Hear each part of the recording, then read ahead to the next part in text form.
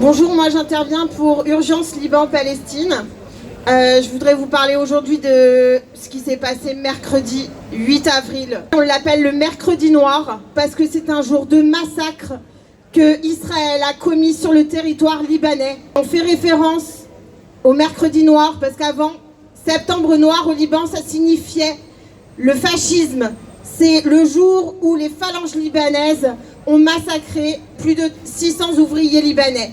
Donc aujourd'hui, on a repris le terme de mercredi noir pour signifier que cet acte est un acte d'extrême droite, est un acte génocidaire, est un acte de barbarie.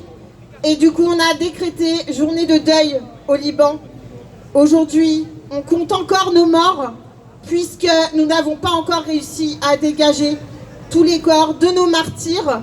Le bilan actuel s'élève à plus de 357 martyrs, dont 90 enfants qui ont perdu la vie en 10 minutes sur tout le territoire libanais.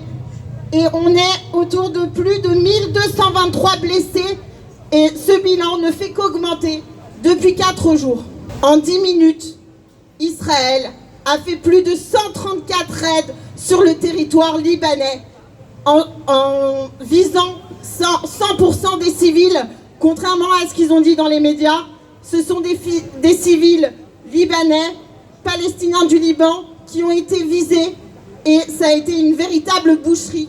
C'est pas nouveau au Liban d'être victime de cet état colonial génocidaire qu'est Israël, puisque la guerre entre Israël et le Liban a débuté en 1948.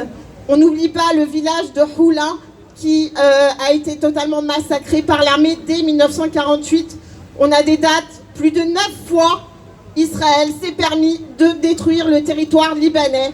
Plusieurs fois, ils ont tenté d'envahir, ils ont même occupé de 82 à 2000 et ils ont perdu cette guerre puisque nous avons réussi en 2000 à les chasser de nos terres et à libérer les terres du sud Liban. Aujourd'hui, c'est la continuité de la guerre de 2024 puisque la guerre n'a jamais cessé. En plus de 15 mois, plus de 10 000 fois, Israël a violé le cessez-le-feu au Liban. Donc une paix avec un État génocidaire n'est pas possible puisqu'ils ont rasé complètement des cartes les villages du sud Liban, quelle que soit leur confession religieuse, chrétiens, musulmans, druzes, tout a été rasé puisque l'objectif d'Israël est de prendre le territoire du sud Liban. Et c'est pour ça qu'ils s'attaquent aux victimes. C'est pour ça qu'ils ont choisi le jour de l'annonce du cessez-le-feu entre les États-Unis et l'Iran. On venait d'apprendre qu'il y aurait 15 jours de cessez-le-feu. Israël n'a pas accepté cette défaite, puisque malgré toutes les annonces, toutes les armes modernes utilisées contre le peuple libanais, le peuple continue de résister. Ils n'ont toujours pas réussi à prendre le territoire libanais à plus de 9 km de la frontière. Donc c'est un échec militaire. C'est pour ça qu'ils s'en prennent aux civils aujourd'hui. La résistance libanaise se poursuit avec des batailles d'un héroïsme incroyable. Pendant que je vous parle, on a le village de Riem qui est fortement bombardé, où la résistance empêche l'armée israélienne de rentrer. On a également Bentejbel. Plusieurs villages continuent à résister. Les Libanais refusent de quitter leur village et leur ville. Ils continuent à résister. Nous les saluons aujourd'hui. On a face à nous un gouvernement libanais nous trahit. Un petit pétain. Notre cher gouvernement libanais a décidé de négocier avec Israël.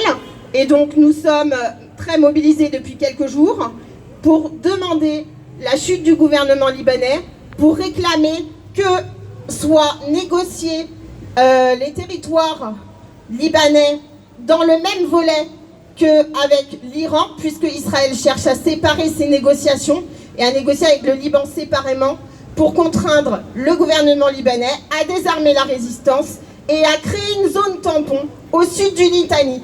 Plus d'1 million de réfugiés libanais du sud, ils veulent les empêcher de rentrer chez eux. Aujourd'hui, nous n'acceptons pas de négocier avec des criminels de guerre. Nous continuons la lutte. Et comme je vous le disais, le peuple palestinien et libanais sont un peuple d'un héroïsme incroyable. Ils n'abandonneront pas leur terre et nous continuerons à lutter quoi qu'il arrive. Donc mobilisons-nous à Paris pour soutenir ces peuples continuons nous aussi à résister ici. Merci beaucoup. Bravo!